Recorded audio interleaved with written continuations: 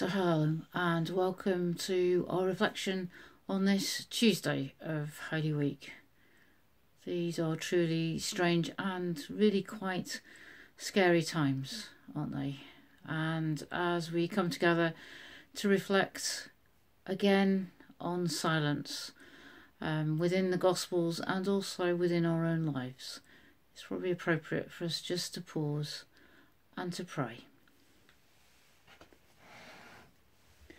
Christ, as a light, illuminate and guide me. Christ, as a shield, overshadow me. Christ, under me. Christ, over me.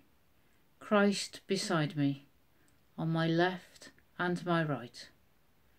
This day be within and without me, lowly and meek, yet all-powerful. Be in the heart of each to whom I speak, in the mouth of each who speaks unto me. This day be within and without me, lowly and meek, yet all-powerful. Christ is a light, Christ as a shield, Christ beside me, on my left and my right. Amen. So today I want to reflect on the silence of compassion. I want to share with you a story about a patient that I cared for in my former role as a doctor. I'd come to know Tim fairly well over a fair few months.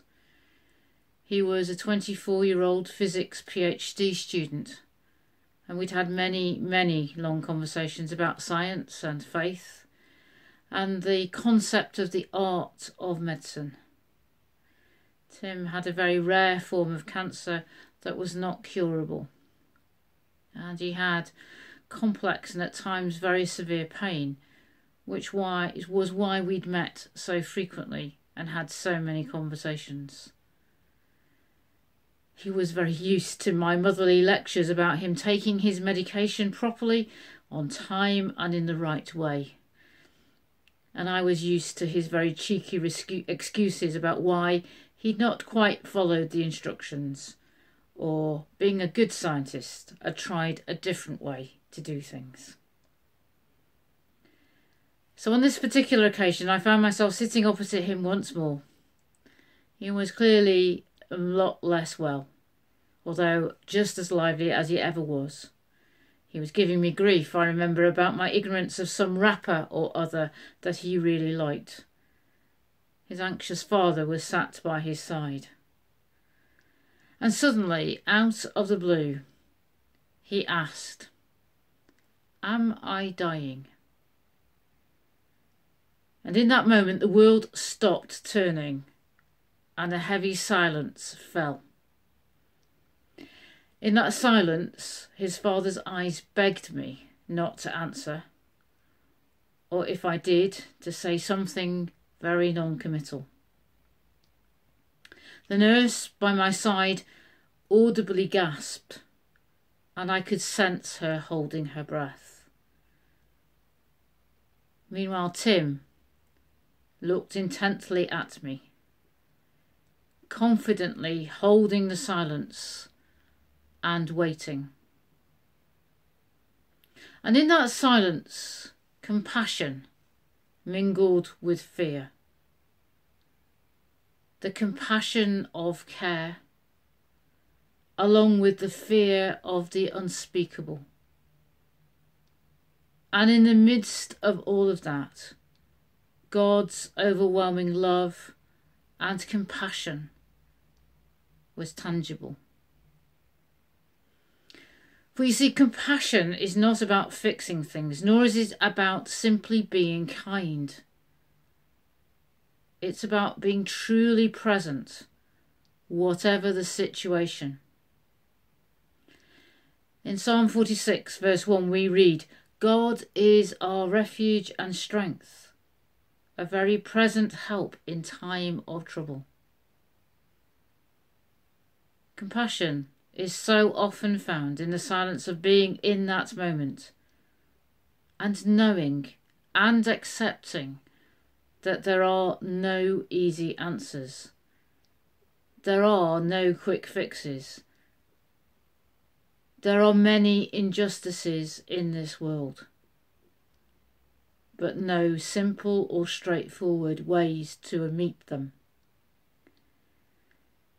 And the reality, of course, is there are so many times when silence should be our response. Not the silence of disinterest, but the silence that recognises the profound nature of what has been said or asked, or the situation that is lying out before you. So, how did I respond? Well,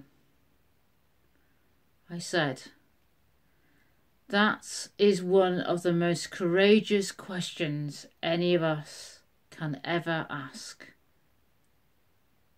What makes you ask me that question today, at this moment? And we went on from that to talk about what was on Tim's mind and the reality, yes, that Tim was indeed approaching the end of his life, that he would die one day, but he was not dying today.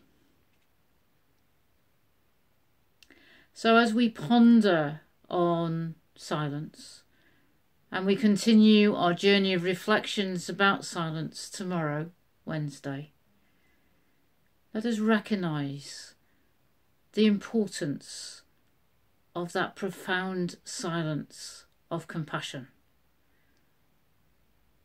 and seek to be people who are comfortable and able to inhabit that silence when we need to.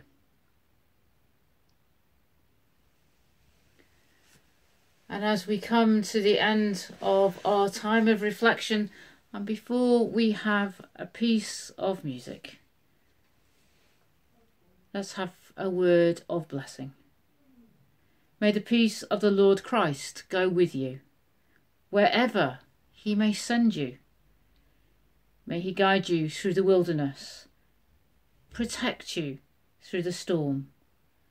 May he bring you home rejoicing at the wonders he has shown you.